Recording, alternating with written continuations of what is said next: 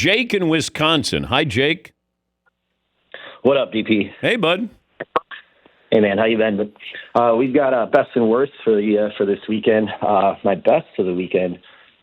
Been out here in New York for all week, so I attended the Traverse Stakes over in Saratoga Springs. Yeah. Man, those ponies are no joke, man. Those things are insane. Sovereignty absolutely dominated.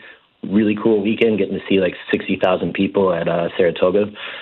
And then my somber moment of the weekend was over yesterday at Miller Park. Bob Costas and the Milwaukee Brewers did a celebration of life for Bob Uecker, and it was one that, I mean, there weren't many dry eyes in the stadium, that's for sure. It was a cool event and cool to see Bob out there. I know him and Bob were both friends, so it was cool to see him pay his respect. Thank you, Jake. If you get a chance to go to Saratoga, that is a wonderful place. Certainly if you're going up there for horse racing, beautiful. In the summer, great. In the fall. I still have Bob Uecker's phone number in my... I don't erase those numbers. I keep them there. I just can't come... I still have my mom's number in there. One of my good friends who passed away. I don't know. Sometimes you're scrolling through and I've called or I text. I text my mom occasionally. I just say, hey, thinking of you. And I look back on my Bob Uecker conversations that we would have over text. And it was a nice reminder of a guy who was, he made a great career. He was funny, self-deprecating, inviting. He loved baseball. I think sometimes it may have gotten lost with his humor, but he loved baseball and how those players felt about him. And everybody had Uke on the back of their jersey. And I'm glad Bob was out there and brought in some current former players. And it was nice. But Bob Uecker lived a wonderful life. Wonderful life. Fritzy has a new poll question. Yes, Fritzy. I don't know, just coming off of what you were just saying the other day. Actually, not the other day, you just said a little while ago. Got me thinking. I'm just trying to find what I sent you. Here we go. Do you save the numbers of family and friends who have passed away on your phone? Yes, it provides me a sense of comfort and peace. No, they likely won't be able to respond to my calls and texts. Well, you got snarky there in death. Okay. But I did the same thing, actually.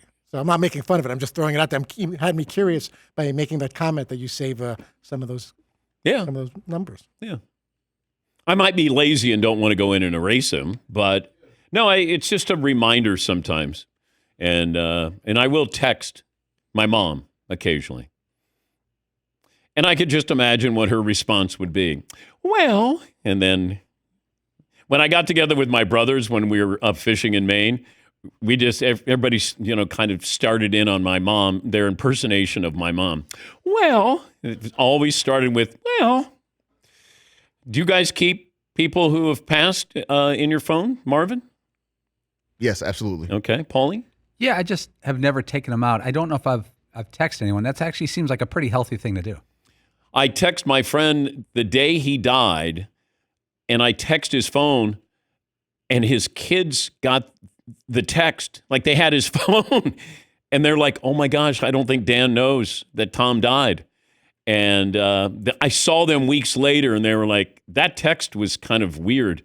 I said, I just wanted to say goodbye to him again. And they go, well, we had his phone, and a text comes through, and we're going, we have to tell him that, Dad died. Yes, Todd.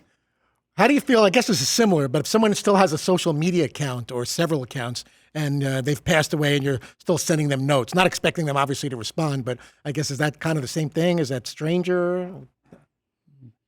They didn't shut down their account, the family member or whatever, and you're writing to them as if they're still alive. You're writing a note to them. I haven't gotten anything that came back to me from somebody's phone number. But is it comforting to send a note or leave a message, I guess, to someone on social media or a voicemail or a text knowing that they've passed away? Is that, is that a healthy thing, or do you need to find closure in some other way?